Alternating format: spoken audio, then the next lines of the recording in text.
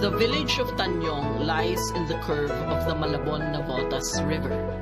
On a total land area of 5 hectares lives a population of 12,400 individuals, or 1,850 families. To reach the riverside houses of Tanyong, one has to cross unsteady makeshift wooden bridges. It is not uncommon to hear of children falling into the murky black waters of the river. A survey revealed that only 10% of the households have toilets. The remaining 90% use the river to dispose of human wastes. Only 10% avail of water piped into their houses. 90% buy water from entrepreneurs who fetch water from only 2 deep wells in the village.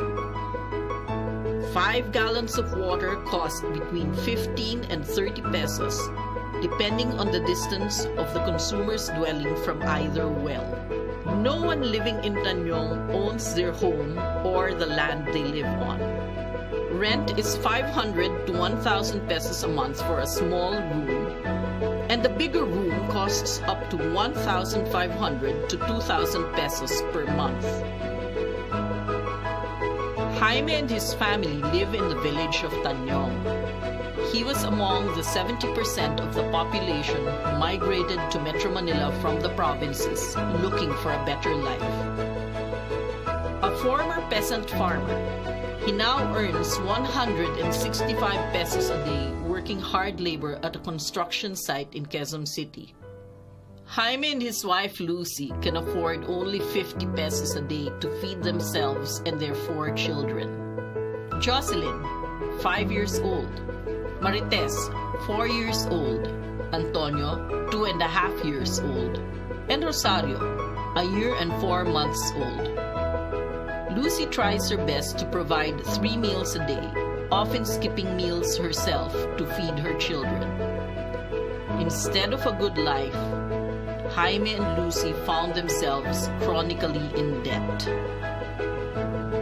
Lucy graduated from high school, unlike Jaime, who completed only 3 years of elementary education. Neither of them learned the proper ways of caring for children. When the eldest child was still a baby, Lucy was told by a physician not to breastfeed her child. She was told to buy an infant formula instead. All the children were raised on condensed milk because this was cheaper than formula milk. Lucy had no idea of proper nutrition for her children. As a result, all the children were malnourished. They were sickly, prone to respiratory tract infections, and frequently had fever and diarrhea. They frequently passed worms with their feces. Lucy thought this was a good sign. She believed that worms aided in the digestion of food. The 2 youngest children, Antonio and Rosario, did not receive vaccinations. The Barangay Health Center no longer had free vaccines for all the children in the village. Rosario, the youngest, was the sickliest among their children. She was very thin, pale, and invariably suffered from diarrhea. One day, Rosario contracted measles. Lucy brought Rosario to the nearest public health center where consultation was free. The nurse in the center, however, told Lucy that the center had finished the year's budget allotment for free medicines.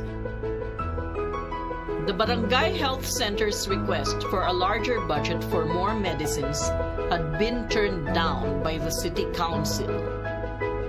This was because the council suspected misuse of funds by the municipal health officer and by the mayor. Lucy decided to buy a bottle each of the medicines prescribed for Rosario. Carbocysteine for the cough at 109 pesos a bottle, a diarrhea medicine at 243 pesos a bottle, and an antibiotic at 150 pesos a bottle. After she finished the medicine, Rosario was still very ill. But the couple could no longer afford to buy more medicines for their child. Rosario's condition grew worse. Jaime and Lucy brought Rosario back to the health center, but were advised to bring her to a private hospital. After only one night, their bills piled up to 4,125 pesos. The couple decided to take Rosario home against the doctor's advice. Jaime and Lucy were told to bring Rosario back to the hospital once they had enough money to pay for services. After 1 week of continuous fever and diarrhea, Rosario continued to suffer dehydration. She became severely weakened and eventually died. Why did Rosario die?